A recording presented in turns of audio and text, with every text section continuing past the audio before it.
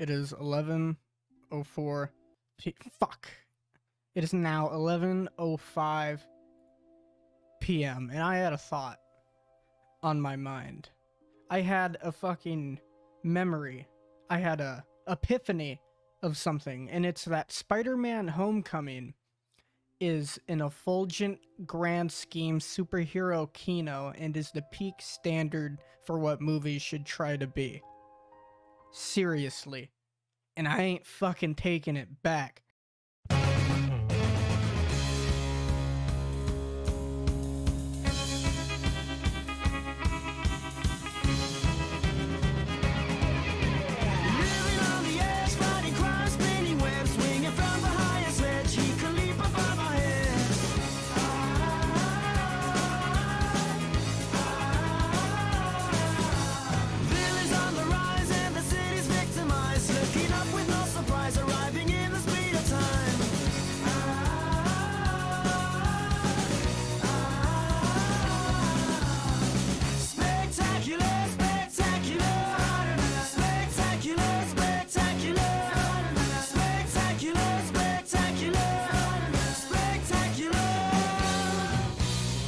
Spider-Man. The cunt is a self-sacrificing, courageous hero who appeals to everyone more than the wider Marvel Universe. Why? Those hot, skin-tight sex thighs, or the relatability of those hot, skin-tight sex thighs. Everyone at some instance has wanted the girl or the guy, has been nut-tapped and knocked down, and has surpassed some form of trauma. Spider-Man as a character is relatable to us simply because he is us. Peter has money problems, dead parents,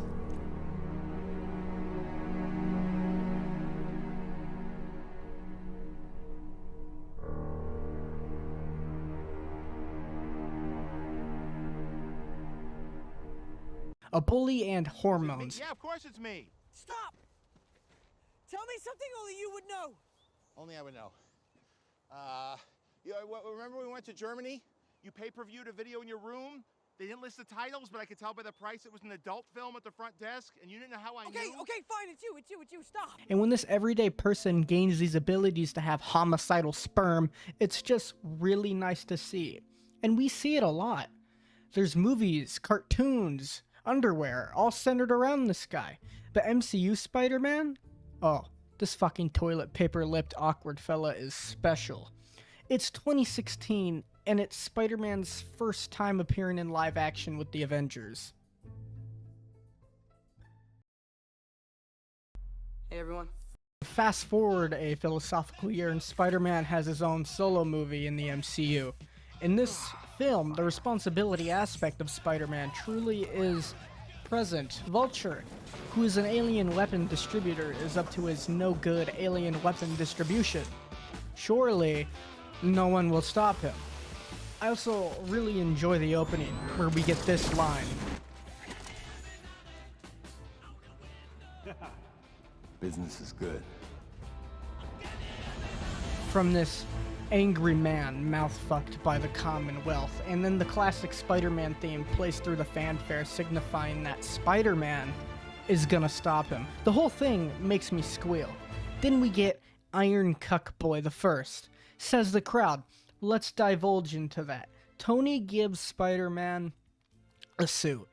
That's what he's done for him in this film. A suit that ultimately gets in his way multiple times. See, the point is that Spider-Man doesn't need all of this tech. We only see it be a burden to him, further proving that he and Iron Man are not the same. They're not they're not the same person. Sure, he gets an AI before substantial cause. Spider-Man talks. Throughout all of his history, the guy fucking talks a lot. He's fucking annoying.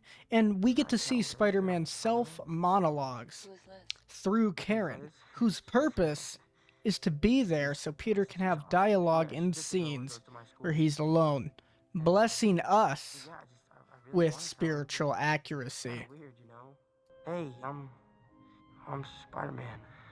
What's weird about that? What if she's expecting someone like Tony Stark? I mean, imagine how disappointed she'd be when she sees me.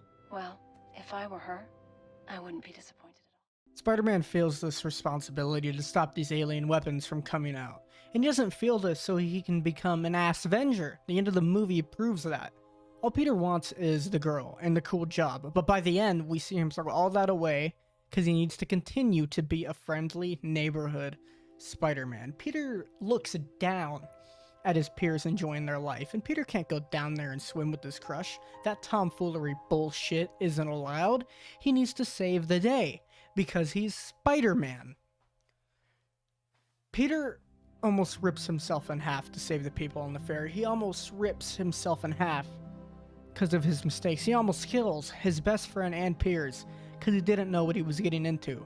This guy is a fucking mess. But no matter how many times he fails, he always does get back at it. He does try again. And you know, it's the utmost Spider-Man shit that any adaptation could do. I also want to express some pure consensual love for Homecoming. I fucking adore this movie. The 80s teen movie vibe blends with Spider-Man fucking exquisitely. You don't get that perfect Vulture reveal without the build-up being a lighthearted getting ready for the dance montage. The whole concept of a coming-of-age Spider-Man movie is just a solid concept Homecoming nails. Throughout the film, Peter juggles his dual identity. He saves his friends in Washington as Spider-Man, but then is berated by Liz for ditching them. That's classic Spider-Man conflict, and you see it throughout. Pete attempts to take down Gargan because Tony seemingly doesn't care. It causes the ferry to explode, which causes Stark to fire him. And as if his day couldn't get any worse, he arrives home to May, who is worried sick. This is Spider-Man bullshit and conflict and consequences down to the core. Now, about the criticism that Iron Man helps him with everything and Spider-Man is his sidekick, let me quickly explain why that's a dumb fucking knucklehead take. All Spider-Man does in this movie is disobey Iron Man. Hey Peter, don't go after that Vulture guy. Guess what? Guy does it anyway. Hey Peter, I told you no. Now I'm taking your outfit because you didn't listen. Then the guy doesn't care. He'll go after him in his poverty spirit Halloween uniform. As of now, MCU Spider-Man is intelligent, self-sacrificing, courageous, and independent. The common traits of Spider-Man. If you're asking how, in terms of intelligence, Spider-Man crafted and created his own web fluid out of shit in a chemistry classroom. Of all fucking places. His first attire even had movable lenses. That and opening the wall to the most secure vault on the eastern seaboard, I'd claim MCU Spider-Man is the most intelligent version on screen. Self-sacrificing isn't even hard to understand. This scene exists. He's courageous by just going after Vulture after he threatened to slaughter everyone he loves if he goes after him. He shows the classic Spider-Man willpower.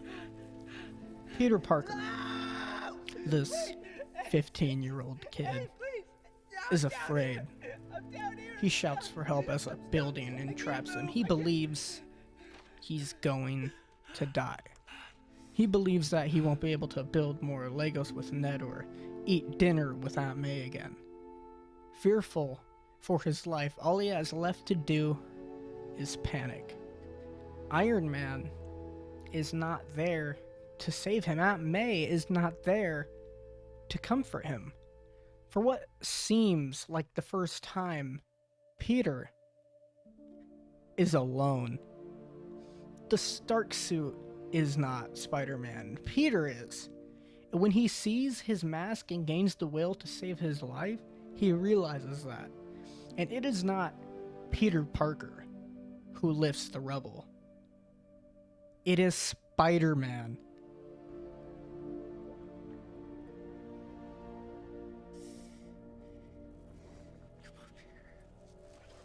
Come on, Spider-Man. Come on, Spider-Man. Come on, Spider-Man.